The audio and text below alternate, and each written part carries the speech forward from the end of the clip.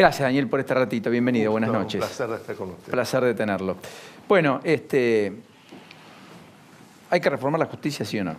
Evidentemente, claro que hay que reformar una cantidad de aspectos. Por ejemplo, El Consejo de la Magistratura es lo primero, no funciona. porque se lo ha distorsionado. Yo nunca creí en un Consejo de la Magistratura porque creo que no tiene mucho que ver con el presidencialismo.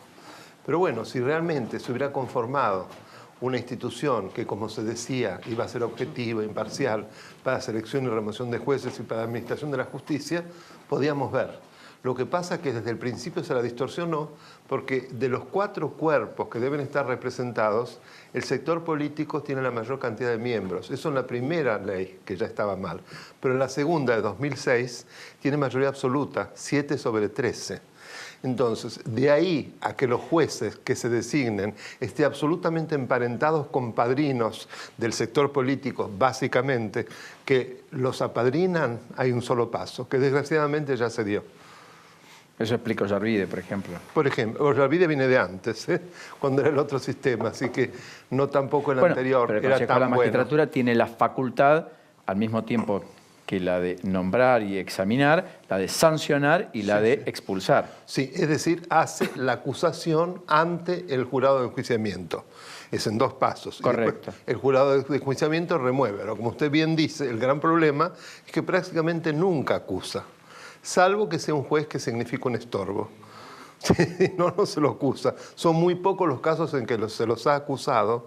Y además, inclusive, el caso de Ollarvide, usted recordará, finalmente renunció y se le aceptó la renuncia, porque no se tenían los votos como para removerlo. Los jueces de cámaras también. Lo mismo. Ballesteros. Los jueces federales es lo mismo. Sí, sí. El Claro, caso de pasó al Freiler costado. fue excepcional. Freiler fue excepcional, que terminaron destituyéndolo. Exactamente, pero es un caso excepcionalísimo.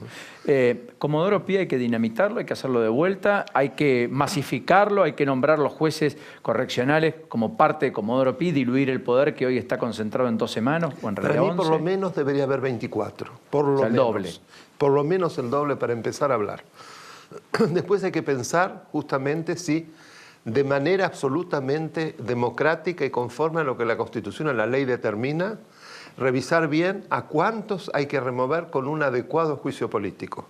Si se hiciera eso, muy pocos quedarían. Porque solo con ver la vida que viven... ¿Usted cree que no resisten el patrimonio? No, la gran mayoría no. El análisis patrimonial no los... No, que por eso es increíble cómo con esa exhibición obscena, viviendo como millonarios muchos de ellos, cómo es posible que eso no sea, siendo tan ostensible, suficiente para que recaiga una acusación y se investigue. Claro, porque el tema, Daniel, es que ellos tienen la facultad de disponer sobre los bienes y la libertad de las personas. Claro. Deberían tener una ejemplaridad supina, por eso no pagan ganancias, si usted quiere, podemos discutirlo, por eso tienen buenos sueldos, por eso tienen los derechos y la permanencia garantizada. 45 días de vacaciones, como no tiene nadie. La feria grande y la feria chica. O sea, es extraordinario el tiempo libre. Trabajan menos horas que todos los demás funcionarios públicos. El horario de atención en la justicia es otra cosa a revisar. Claro, es a revisar, por supuesto. Están saturados, están desbordados. Entonces, ¿por qué no se extiende el horario a lo que es para el común de los mortales? Pero hay que poner más plata, y hay que nombrar más gente, hay que tener más cargos, No sé si mejor infraestructura, todo eso habría que también, ¿o no? Lo uno y lo otro. Desde ya, pero habría que seleccionar mejor a quienes se designan, porque ahí yo los escuchaba hablar de nepotismo. Si se revisa un poco lo que se llama la familia judicial y cómo influye sobre la designación de colaboradores, es realmente increíble. Bueno, Usted se encuentra con toda la familia, con los sobrinos, con los primos, con los ahijados, lo que usted quiera. Bueno, de en nuevo. un porcentaje altísimo. Y el padre sin va a decir, selección. Claro, y el padre va a decir que su hijo es el mejor, que no hay sí, otro, lógico. que está por ahí no por ser hijo, sino por ser el mejor y con mejores notas, pero en definitiva, o el hijo va a decir que el padre, o el hermano, o el primo, o la mujer. Pero ¿por qué no hay concursos, como en todos los lugares del mundo? No solo para jueces, para el personal judicial. Estoy hablando del secretario para abajo, que son puestos clave. Eso se nombran de manera discrecional. Total, a dedo por el juez. No hay ninguna revisión. Lamentablemente muy poca gente lo sabe. Es importante destapar esto. Son verdaderos patriarcas que hacen lo que quieren. ¿Cuánto hace que está en la justicia usted, Daniel? ¿Cuánto hace que estoy? Sí. No, yo nunca estuve. Es decir, No, pero yo soy como abogado. Abogado y sí. especialista en derecho constitucional. Sí, sí. Y que anda y observa y mira lo que ocurre en la justicia. De haberme recibido de abogado hace 45 años. Era muy joven, ¿no? Es cierto. Y de que soy, digamos, que me dedico al derecho constitucional 37, 38 años. Bueno, la Constitución se interpreta pero no se cumple parcialmente, se cumple mayoritariamente pese a la percepción que tenemos. No, se cumple muy minoritariamente, para tomar su verbo. Es decir, no solo se interpreta muchas veces para no cumplirla, contra toda razonabilidad, sino que muchísimas veces se salta por encima. El fenómeno, por ejemplo, de las facultades legislativas del presidente, que ya como denominación son un pecado en sí mismo, que el presidente solo puede ejercerlas excepcionalmente, así lo dice la Constitución, conforme a la reforma del 94 que las introdujo. Sin embargo, se encontró el subterfugio para que lo excepcional se transforme en lo normal. Usted me dice, ¿eso porque es sujeto a interpretación? No, porque todas empiezan diciendo está prohibido bajo nulidad absoluta el dictado de disposiciones con alcance legal o algo similar. Después dice, salvo que, y ahí sonamos. Es un salvo que abre la ventana a cualquier cosa. Es como la letra fina de los contratos. Sí, ¿no? más o menos. La letra chiquita. Ahora, imagínese que esto se transforma y que en el Ejecutivo es prácticamente un legislativo alterno. Si no le gusta lo que hace el legislativo, si el legislativo tarda mucho, si quiere poner en agenda otro tema, y lo hace por DNU. Total, el control es prácticamente nulo, salvo judicialmente que aparece 10 años después y respecto del dictado de un DNU de un gobierno anterior, no del que está en funciones. O sea, es el peor de los mundos si uno no analiza. Es un caso, exclusivamente un caso. Y una charla en Suipacha, agradezco mucho a la gente allí el fin de semana, estuve con Alejandro Fargosi. Ajá, sí, muy buen amigo. Usted conoce. Y sí. Fargosi decía, mire, los jueces, el problema de los jueces es que los jueces, después de Dios, son lo más importante, porque regulan a las personas desde antes de nacer y también regulan a la persona después de muerta, su patrimonio, su sucesión, sí, sus bienes. Por lo tanto, tiene que haber mucha ejemplaridad. ¿Cómo hacemos para formar un buen juez? Bueno, un aspecto básico con el Consejo de la Magistratura en el modelo, que el más importante, el más conocido es el francés, es la unión indisoluble entre la Escuela de Magistratura y el Consejo de la Magistratura. Le digo en 2 palabras cómo es allá, y que prácticamente todos los países europeos lo han imitado.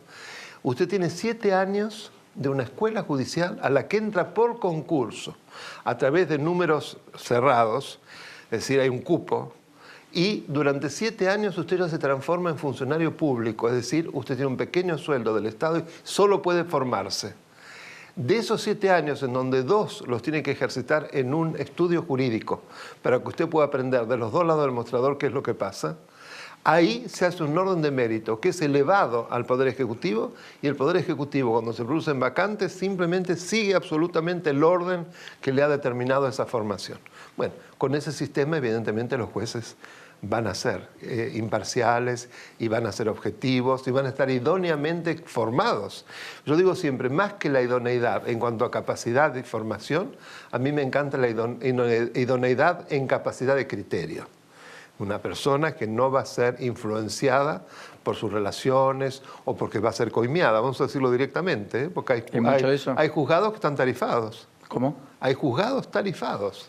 Bueno, fíjese personajes en la provincia de Buenos Aires, que ahora saltan varios casos. El caso de Garzoglio, por ejemplo, que por suerte ya está suspendido y espero que lo remuevan, ligado totalmente a una asociación de narcotraficantes y de todo tipo de tráficos ilícitos. Melazo. Melazo, Caso otro. emblemático Sí, en La en Plata. el norte hay otro que no solo era el juez de frontera federal, Soto Dávila, exactamente. No, hay varios casos. Reynoso. Reynoso, no, hay una cantidad de los que han saltado porque ya es obsceno lo que Porque a hacían. Soto Dávila los carcelaron hace poco. Claro, pero hay muchos otros que están en funciones. Bueno, esa jueza, por ejemplo, que no me acuerdo el nombre, del fin de semana nos enteramos, también creo de la provincia de Buenos Aires, que en un tema de una mujer golpeada que va y le dice, che, bueno, no digo el término porque es una grosería, volvé con tu marido, dejate de jo. Es una jueza. Hubo que grabarla para que realmente finalmente se la suspendiera y se descubrió que así había tratado los temas de maltrato femenino. Bueno, en Mujer. relación a eso, Mujer. Paulino, si me permitís, Sí, claro. quería saber su opinión en relación al juez de Casación Federal, al presidente actual de Casación, el doctor Geminiani, quien la semana próxima va a tener que presentarse a lo que se conoce como una indagatoria, que es el famoso artículo 20 en el Consejo de la Magistratura, justamente por haber maltratado a una empleada, a una funcionaria judicial. ¿Cuál es su opinión? Mire, si efectivamente se demuestra que esto ha sido así, no hay duda que tiene que ser sancionado. Ahora, a mí no me consta y desde el punto de vista de su calidad de juez tengo una buena opinión del doctor Geminiani. Por lo tanto, lo otro, si está denunciado, bueno, va a haber que demostrarlo.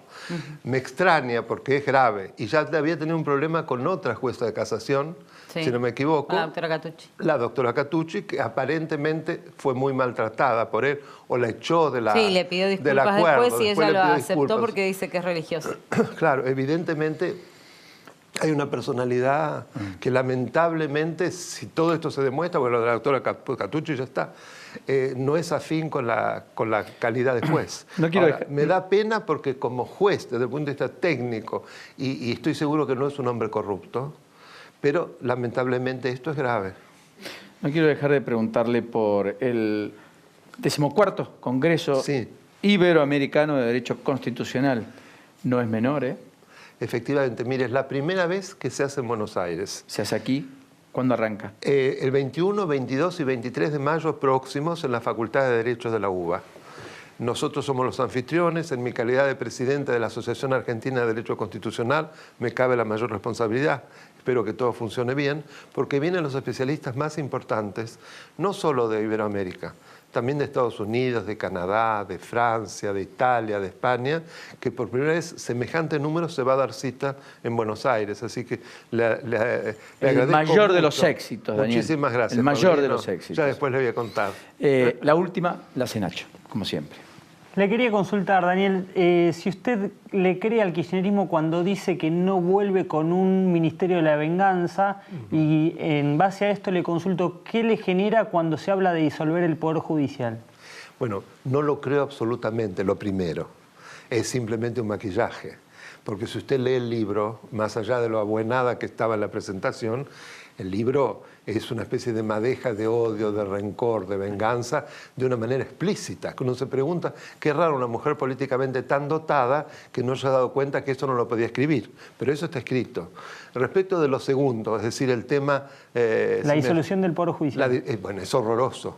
¿Por qué? Porque la disolución del Poder Judicial para transformarlo en un servicio implica, un servicio es una función del Estado que se ejercita desde el Poder Ejecutivo, va a ser descentralizado seguramente, pero que reporta a un Ministerio, será el de Justicia.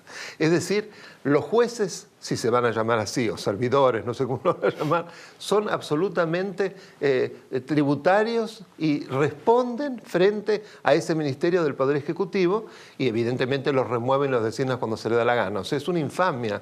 Porque presentarlo además como algo bueno, cuando en realidad es algo bueno para una tiranía.